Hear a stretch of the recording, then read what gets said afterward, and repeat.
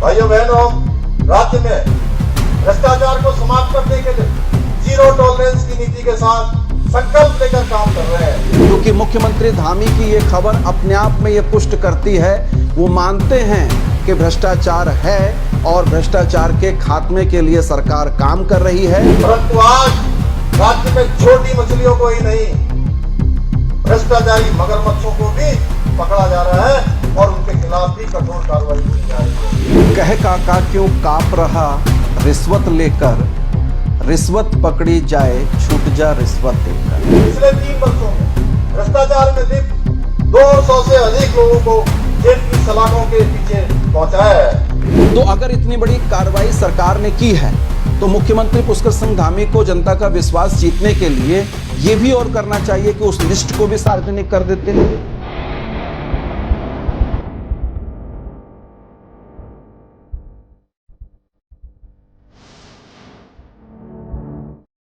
कह काका क्यों काप रहा रिश्वत लेकर, रिश्वत पकड़ी जाए छूट जा रिश्वत देकर। नमस्कार, मैं रूपेश कुमार अनसुनी आवाज़ में आपका स्वागत है। काका हास रसी ने ये बात बहुत पहले भारतीय सामाजिक व्यवस्था के संदर्भ में कही थी। जो ढांचा और तंत्र हमारे यहाँ काम करता है और वहाँ पर रिश्वत और भ्रष्टाचार जो एक तरीके से अब दैनिक दिनचर्या में कह सकते हैं कि शामिल हो गया है, इस पर बहुत तीखा व्यंग किया था। बहुत महत्वपूर्ण विषय यह है कि उत्तराखंड में भ्रष्टाचारी और भ्रष्टाचार क्या दोनों समाप्त हो चुके हैं। ये बात इसलिए आज बड़ी मुख्यता के साथ या प्रमुखता के साथ उठ रही है क्योंकि कल उत्तराखंड के मुख्यमंत्री पुष्कर सिंह धामी ने 2 दिवसीय नैनीताल जनपद के भ्रमण के दौरान ये बात कही और आज के अखबारों की मुख्य सुर्खी ये बनी हुई है। मेरे पास आज का अमर उजाला मौजूद है, आप देख पा रहे होंगे, और इस तरीके के तमाम सारे जो समाचार पत्र हैं उनके माध्यम से ये खबर पहुंची होगी। ये लीड खबर जो आप देख पा रहे हैं वो ये है और इसका शीर्षक है कि 3 साल में 200 से अधिक भ्रष्टाचारी जेल भेजे गए धामी। ये बहुत बड़ी बात है। एक तरीके से ये खबर सरकार की पीठ थपथपाती है, वहीं सरकार की खामियों को भी उजागर करती है क्योंकि सरकार ये मान चुकी है, पुष्कर सिंह धामी का ये स्टेटमेंट है और वो ये मान चुके हैं कि उत्तराखंड में 3 साल में 2022 के बाद से अब तक 200 से ज्यादा भ्रष्टाचारियों को उन्होंने जेल में भेजा है। भाइयों बहनों, राज्य में भ्रष्टाचार को समाप्त करने के लिए जीरो टॉलरेंस की नीति के साथ संकल्प लेकर काम कर रहे हैं। पहले धारणा थी कि केवल छोटे कर्मचारियों को ही भ्रष्टाचार में लिप्त पाए जाने पर कार्रवाई की जाती है, परंतु आज राज्य में छोटी मछलियों को ही नहीं, भ्रष्टाचारी मगरमच्छों को भी पकड़ा जा रहा है और उनके खिलाफ भी कठोर कार्रवाई की जा रही है। अभी आपने देखा हरिद्वार में भूमि घोटाले में 2 IAS, 1 PCS और दर्जनों लोग, उनको निलंबित किया गया है। पिछले 3 वर्षों में भ्रष्टाचार में लिप्त 200 से अधिक लोगों को जेल की सलाखों के पीछे पहुंचाया है। तो एक बात तो ये सिद्ध हो जाती है कि उत्तराखंड भ्रष्टाचार मुक्त नहीं है, जिसका सपना यहाँ के आंदोलनकारियों ने, राज्य निर्माण की चाह रखने वाले तमाम सैकड़ों हजारों लोगों ने जो कुर्बानियाँ दी और जो एक सपना और उत्तराखंड की अवधारणा थी कि भ्रष्टाचार मुक्त उत्तराखंड बनेगा, तो इस बात को तो सरकार खुद इस खबर से स्पष्ट कर देती है कि उत्तराखंड में जब ये राज्य बना 9 नवंबर 2000 को, तब से लेकर अब तक भ्रष्टाचारियों का साम्राज्य बना रहा और सरकारें आईं और गईं लेकिन विफल साबित हुई और भ्रष्टाचार जस का तस बढ़ता चला गया। क्योंकि मुख्यमंत्री धामी की ये खबर अपने आप में ये पुष्ट करती है, वो मानते हैं कि भ्रष्टाचार है और भ्रष्टाचार के खात्मे के लिए सरकार काम कर रही है और 3 साल में वो 200 से ज़्यादा लोगों को जेल में डाल चुके हैं। अब ये लोग कौन हैं? क्या ये सरकारी महकमे में बैठे हुए लोग हैं? क्या ये अफसर हैं, कर्मचारी हैं, नेता हैं, सामान्य लोग हैं, ठेकेदार हैं, माफिया हैं? कौन लोग हैं जिन 200 से ज़्यादा लोगों को भ्रष्टाचारी होने के आरोप में मुख्यमंत्री पुष्कर सिंह धामी की सरकार के नेतृत्व में प्रशासन ने जेल में डाला है। तो अगर इतनी बड़ी कार्रवाई सरकार ने की है तो मुख्यमंत्री पुष्कर सिंह धामी को जनता का विश्वास जीतने के लिए यह भी और करना चाहिए कि उस लिस्ट को भी सार्वजनिक कर देते और जिसके तहत ये पूरी कार्रवाई हुई है। लेकिन बड़ा सवाल ये उठता है इस स्टेटमेंट के बाद कि क्या अब उत्तराखंड में भ्रष्टाचारी और भ्रष्टाचार खत्म हो चुका है?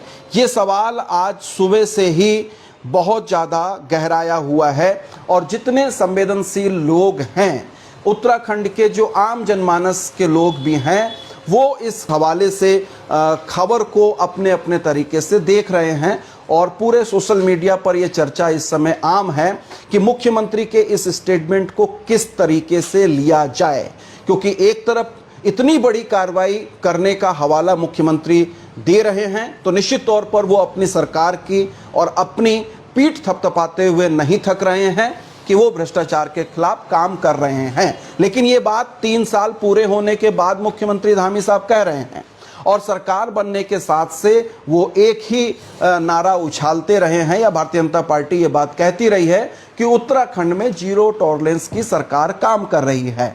अगर 2022 की सरकार बनने के साथ से जीरो टॉलरेंस की सरकार काम कर रही थी तो फिर इन 3 सालों में 200 लोगों को जेल भेजने की जरूरत क्यों आन पड़ी? ये अपने आप में बड़ा सवाल है। सवाल ये भी उठ रहा है कि जो पिछले 5 साल यानी कि 2017 से 22 तक के थे वो भी भाजपा के पास ही थे, तो क्या उस 5 साल में भाजपा ने भ्रष्टाचारियों को जेल का दरवाजा नहीं दिखाया? क्या उस 5 साल में सरकार इस लेवल पे काम नहीं कर पाई कि भ्रष्टाचार खत्म किया जाता उत्तराखंड से? क्या सरकार तब 17 से लेकर 22 तक की असफल रही? मैं जो आज पूरी बात ये कहने जा रहा हूँ वो एक रुद्रपुर शहर के बहुत वरिष्ठ उद्यमी हैं। आप सब लोग जानते हैं रुद्रपुर शहर में जेवी सिंह साहब किसी भी परिचय के मोहताज नहीं हैं, लेकिन उनकी एक खासियत है कि वो आरएसएस के बौद्धिक प्रकोष्ठ से आते हैं या भारतीय जनता पार्टी को चुनाव में या अन्य अन्य मौक़ों पर सपोर्ट करते हैं, पर वो आलोचना भी उतनी करते हैं। सरकार जहाँ जहाँ गलत करती है, ये जेवी सिंह साहब की खासियत है कि वो आलोचना भी उसी स्तर पर करते हैं और वो अपने अंदाज में सरकार की आलोचना कर रहे होते हैं। जेवी सिंह साहब ने एक पोस्ट डाली है, उसको मैं पढ़ दे रहा हूं और आप सबसे ये निवेदन करूंगा कि आप इस सब्जेक्ट से, इस लाइव से सहमत हैं तो ज़्यादा से ज़्यादा इस लाइव को शेयर कीजिए और आप अपने कमेंट भी मुझे रखिए। जेवी सिंह साहब लिख रहे हैं 6 घंटे पहले कि माननीय मुख्यमंत्री जी, 200 से अधिक भ्रष्टाचारियों को आपकी सरकार ने जेल भेजा। आपकी इस बात से हम सहमत हैं, पर क्या राज्य में भ्रष्टाचार रुक गया? क्वेश्चन मार्क है। आपके अफसर और गुप्तचर आपको क्या बताते हैं हमें नहीं पता, हमें भी नहीं पता। आप अपने जनपद में किसी स्वतंत्र एजेंसी से जांच करवा लीजिए, तब सच्चाई सामने आएगी। अब तो भ्रष्टाचार शोषण के स्तर पर पहुंच चुका है, शोषण के। और इसके बाद जो कमेंट्स इसमें आए हैं, प्रेम मौर्य हैं, वो लिखते हैं इस पोस्ट में कि सबसे भ्रष्ट समय अभी चल रहा है, हर अफसर लगा है माल्या बनने में। इसके बाद ये पत्रकार हैं शिवम शर्मा जी किच्छा से, ये लिखते हैं कि जन विश्वास तभी गहराएगा जब जमीनी स्तर पर ईमानदारी दिखे, यानी कि ईमानदारी नहीं दिख रही है। इसके बाद प्रेम मौर्य हैं, वो लिखते हैं कि पैसा हमारे खून में अपना घर बना चुका है, ये संभव ही नहीं कि भारत में भ्रष्टाचार खत्म हो सके। जनता जिम्मेदारी लेने से बचती है, रोज हजारों प्लॉट की रजिस्ट्री हो रही है, यहाँ तो सरकार का पता ही नहीं, यहीं से चालू होता है खेल। यानी कि रजिस्ट्रार के ऑफिस में जहाँ रजिस्ट्रियाँ वगैरह होती हैं, रेवेन्यू कलेक्ट होता है, वहाँ पर तो ज़बरदस्त करप्शन चलता है। मतलब अगर आधा %, 1%, 2% आप नहीं देंगे तो आपकी रजिस्ट्री होगी ही नहीं। इस बात को आप सिद्ध नहीं कर पाएंगे, लेकिन ये व्यवहारिक हकीकत बन गई है। इसके बाद गोपाल दत्त भट्ट हैं, वो लिख रहे हैं कि आप सर सत्यता के साथ ही मिलते हैं, इसलिए साहसी हैं। हम भी जेवी सिंह साहब की सराहना करते हैं इन चीज़ों को लेकर। प्रशासन के भ्रष्ट निरंकुश होने पर उन पर नियंत्रण के लिए ही जनप्रतिनिधि जनता से चुनकर भेजे जाते हैं। भ्रष्टाचारी काम पर अंकुश लगाने के लिए प्रशासन में भ्रष्टाचार और निरंकुशता बढ़ने पर वो तो मौज लेते हैं, सरकार दोषी की परिधि के अंदर आ जाती है। ये सब जनप्रतिनिधियों की कहीं ना कहीं असफलता कहें या संलिप्तता कहें, यानी कि जो जनप्रतिनिधि है, अब जनप्रतिनिधि में कौन है, विधायक हैं, सांसद हैं, जो भी हैं, या निचले स्तर के जनप्रतिनिधि हैं, निश्चित तौर पर जनप्रतिनिधियों की संलिप्तता 100% है। कोई भी विधायक दूध का धुला नहीं है, ये हम और आप अच्छे तरीके से जानते हैं, लेकिन इस बात को स्पष्ट करना, इस बात को साबित करना बड़ा मुश्किल ही काम है। पर व्यवहारिक तौर पर देखेंगे कि हर जनप्रतिनिधि वो बिल्कुल हमाम में नंगा है और भ्रष्टाचार की नदी में इतने गोते लगा चुका है कि अपनी आने वाली कई पुस्तों को उन्होंने धन्य कर लिया है। मधुर डी सिंगल साहब लिखते हैं इसमें कि अगर प्रतिष्ठित व्यापारी वर्ग इतना क्षुब्ध है तो सोचिए कि निम्न आय वाले व्यक्ति का क्या हाल होगा। कमजोर कानून, अपारदर्शी प्रणालियां और जवाबदेही की कमी भ्रष्टाचार और शोषण के लिए अनुकूल माहौल बनाती है। कभी त्रिवेंद्र सिंह रावत जी के समय में समाधान करके मुख्यमंत्री पोर्टल का निस्तारण तुरंत होता था। आज सीएम पोर्टल पर अधिकारी गण गेंद अपने पाले से दूसरे पाले में फेंककर जैसी औपचारिकताएं निभा रहे हैं और शिकायत 6 महीने से ज़्यादा लंबित पड़ी है। हो सकता है इनका अपना खुद का अनुभव भी हो और केंद्र सरकार की योजनाएं सच में शानदार हैं, लेकिन धरातल पर उनका क्रियान्वयन शायद ही अंतिम छोर तक पहुंच पाता है। राज्य और केंद्र के बीच का सामंजस्य बैठाना ही नौकरशाहों का दायित्व है। सभी खराब नहीं है, लेकिन सिर्फ एक आध की वजह से पूरा सिस्टम घेरे में आ गया है। राजीव मृधा हैं, वो लिखते हैं कि सिर्फ योगी और मोदी ही अपवाद हैं, वरना भ्रष्टाचार हर हिंदुस्तानी की दिनचर्या बन चुका है, जीवन शैली बन चुका है। नेता हो, डॉक्टर हो, पैसे देकर सफलता पाते हैं, सफल होकर पैसा कमाते हैं। यानी कि ये कह रहे हैं कि भ्रष्टाचार अब कोई मुद्दा नहीं है और सबकी रगों में बस चुका है। और इसका जवाब जेवी सिंह साहब देते हैं कि भारत में भ्रष्टाचार एक शिष्टाचार बन गया है।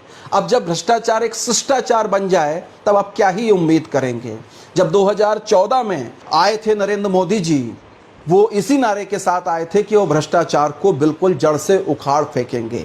लेकिन आज जब उसी पार्टी के लोग ये बात कहते हैं कि भ्रष्टाचार शिष्टाचार बन गया है, तो आप समझिए कि ये 11 साल में आखिर नरेंद्र मोदी की सरकार ने करा क्या है। ये मत भूलिए कि 2014 से पहले जो पूरा अन्ना आंदोलन हुआ, अरविंद केजरीवाल का आंदोलन हुआ, जन लोकपाल बिल के लिए आंदोलन हुआ, भ्रष्टाचार के लिए इतना जबरदस्त आंदोलन हुआ, और कांग्रेस के जो कुकर्म थे भ्रष्टाचार से संबंधित, क्योंकि कांग्रेस भी कोई दूध की धुली हुई पार्टी नहीं थी, अनंत भ्रष्टाचार कांग्रेस की सरकारों में होते रहे हैं।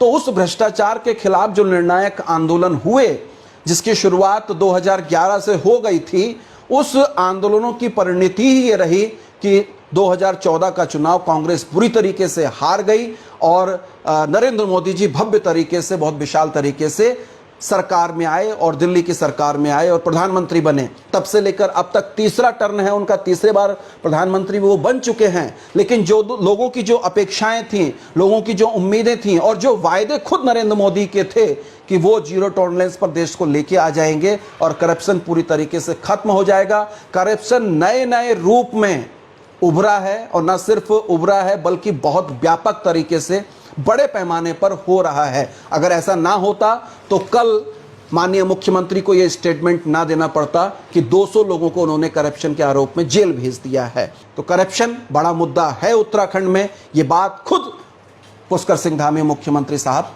स्वीकार कर चुके हैं। अब देखना ये होगा कि अब जो 2 साल का समय सरकार का बचा है, करीब करीब पौने 2 साल का, क्या उसमें जीरो टॉलरेंस की सरकार बन पाएगी पुष्कर धामी की सरकार, या क्या होता है, ये तो भविष्य ही तय करेगा। बने रहिए अनसुनी आवाज के साथ। यूट्यूब पर जाइए, यूट्यूब पर अनसुनी आवाज को सब्सक्राइब कीजिए। बहुत शुक्रिया, धन्यवाद, नमस्कार।